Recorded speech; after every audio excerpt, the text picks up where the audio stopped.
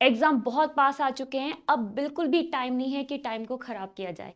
अब क्या करना है कि जी जान से अपनी मेहनत में लग जाओ और एंजाइटी को भगा दो दूर। क्योंकि अगर सिर्फ यही सोचते रहे, इसी डिप्रेशन में रहेगे ना कि मुझसे नहीं हो पाएगा, मुझसे नहीं हो पाएगा, तो ये जो छोटा सा टाइम भी मिला है ना आपको, इसमें भी बड़ी मुश्किल होने वाली है।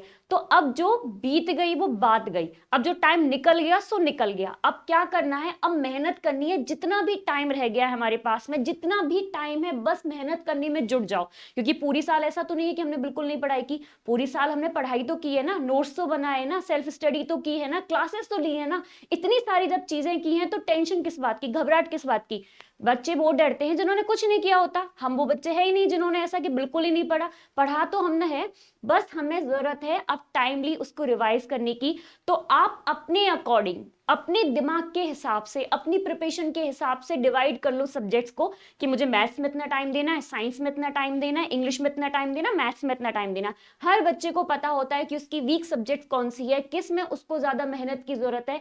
और जितने भी आपके गैप आ रहे हैं उसके अकॉर्डिंग प्लान करो अपने टॉपिक्स को कि हाँ। और मोस्टली अभी कोई भी नया पढ़ने की ना सोचे, नए सोर्सेज की तरफ ना भागे कि जहां से भी मिला पढ़ना शुरू कर दिया कि अच्छा इसमें से पढ़ लेता हूँ, उसमें से पढ़ लेता हूँ। अब वो बिल्कुल भी टाइम नहीं है इन सारी चीजों के लिए। जितना पढ़ा है उसको ही मेहनत के साथ रिवाइज करो, उसको ही उतनी लगन के साथ देखो।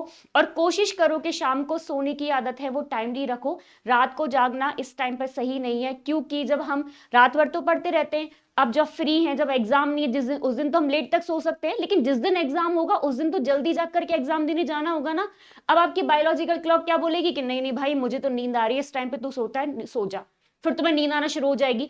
तो कोशिश करो इन 8-10 दिन में, 7-8 दिन में आप अपनी टाइम टेबल सुधारो, सोने की आदत सुधारो। रात को टाइम से सो, सुबह जल्दी जागो, और 3-4 घंटे सिटिंग दो, बैठ करके कोशिश करो पढ़ने की। और लगता है कि थक गए, टायर्ड हो गए, फील ऐसी आ रही, तो बजाय फोन देखने के, बजाय यूट्यूब देखने के, बजाय सोशल मीडिया पे जाने के, अब सब कुछ बंद करके थोड़ा सा वॉक करो, कुछ एनर्जी ड्रिंक लो।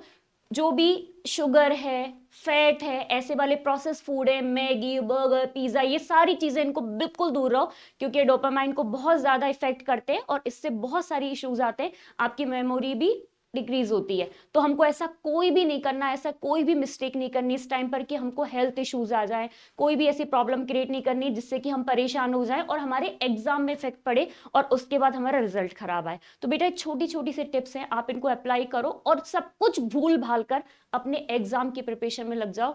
अभी के लिए ऑल द बेस्ट। फिर भी कोई प्रॉब्लम है तो कमेंट्स बॉक्स में बताओ, हम हेल्प के लिए हमेशा हैं।